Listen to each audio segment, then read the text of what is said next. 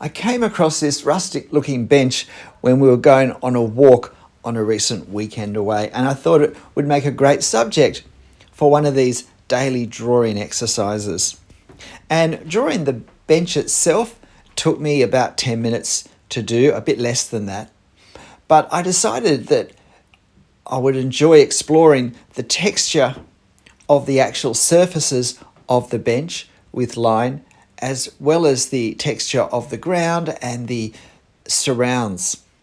And so I finished up spending 20 minutes doing this. So you're watching me at double time. There are many things about this sort of bush furniture which is wonderful to draw. Dull edges is not one of them. Line comes into its own when we have a lovely sharp edge between two planes. But when we have a rounded surface such as we get in rustic wooden objects such as this, when we have weathered edges and corners, it's a little bit harder to create a sense of that without overworking the edges and drawing too much attention to them. So you'll notice firstly that I didn't do straight lines. I hadn't quite worked out exactly how I was going to do the edges, but I decided not to do straight unbroken lines, but to allow a little bit of movement in how they look by having these broken lines. That would give me the opportunity, I hoped in parts, to soften the sharpness of the edges, at least in some sections. And so I start by doing the plank that we sit on, because I think I'll then use that to judge my proportions going upwards and downwards. And the important thing with the back is that we get the foreshortening correct. If I were to stand right in front of this seat and look directly at it, then the top of the, if you like, arch of the curve of the back would be in the center.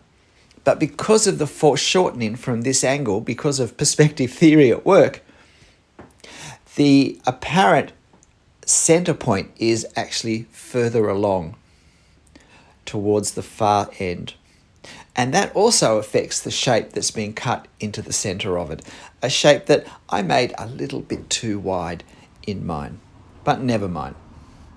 And so once I position the back over the plank, then I can put the supports in. I found this the most accurate way to make sure that the two main pieces lined up.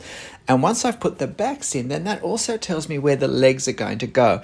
Now, this is where if I've got my proportions wrong, I could be in trouble, because I want a certain amount of space between the two legs underneath the bench.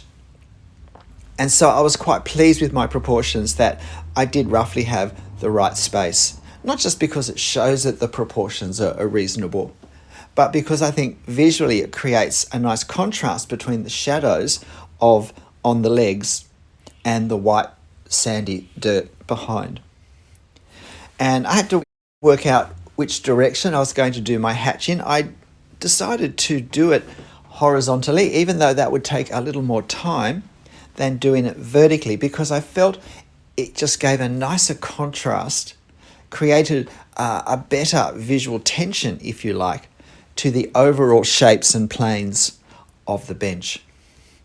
And the contrast between the shaded and shadowed areas and those in sunlight was, I felt, an important part of this relatively simple subject.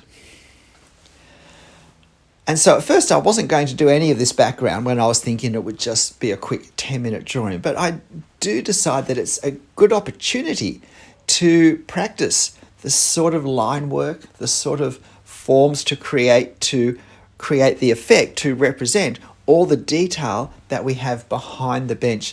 The Australian bush can be challenging to draw. It's very spiky. It's made up of lots of fairly dry looking, spiky, sharp, thin twigs and leaves that are all designed to conserve moisture and to survive in the sun. It has a very messy, tangled appearance, and this can be difficult to represent in line, and particularly with a black ink line, without it just looking like a tangle of scribble. So we're still needing to think about form and creating the appearance of form, but using line. But I also didn't want this background to compete with my bench. I wanted the bench to very much sit in the foreground because it is a lot closer to us than any of the things that are behind it. So I'm also thinking of weight of line and the amount of detail that way. If I want things to sit back, I want them to have a lighter line. I want to draw them with less detail and certainly have a lighter touch generally. So I've established some of the background, and now I'm just thinking of the actual surface of the ground.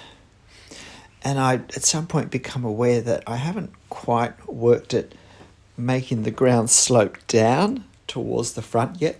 And the only way to indicate that is by indicating things on the surface of the ground. So I'm adding some of the texture on the surface of the back of the seat, which is always going to be the part that we want to put the most detail on because we are seeing it straight on. We can see the detail most clearly. But I still don't want to overdo it because I do want it to be a fairly blank space so it does stand out clearly from all the lines that help make up the background. And then doing a little bit more on the front, and I think, well, I better just finish what's happening over here on the right-hand side, which was a little bit trickier because there weren't any big obvious trees to draw as we had on the left-hand side. And you can see me now taking a little bit of artist license and adding some darker areas, creating some shadowed areas, both to create a little more interest, but also to create some contrast between what's behind and the corner. I mean, in fact, in the photo, there is quite high a contrast between that right corner of the actual bench part and what's behind it. And so I'm wanting to, if you like, silhouette that end of the bench. And so now I've decided, yes, no, I am going to do the shade on the legs horizontally. I had wondered whether I would switch to doing it vertically, but I decided that generally mixing our hatching direction when we only do it in one direction in the same object is probably not a very wise thing to do.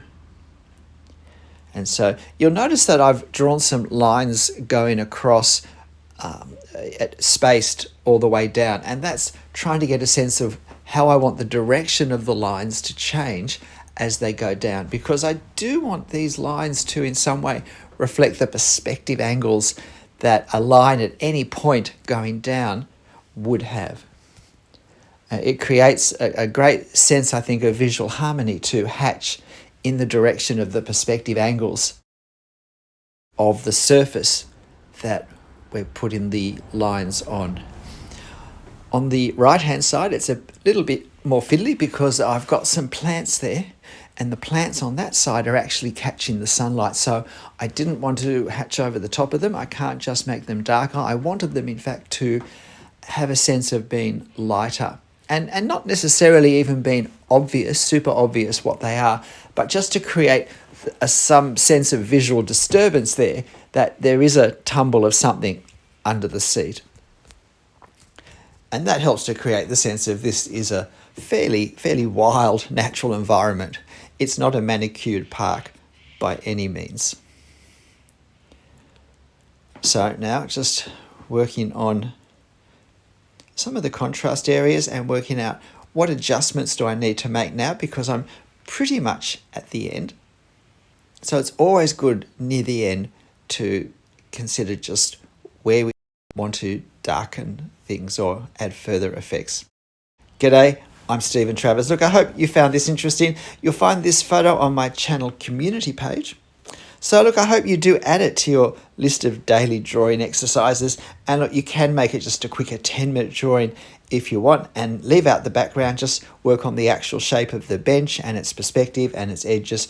Or you can do the whole thing the way I have and just take a little bit longer and explore how to create the effect of the bushland behind using the one pen for the whole drawing. In this case, it was a 0.2 millimeter Copic multiliner. But look, whatever you draw, however you draw it, make sure you have fun. I'll see you next time. Bye.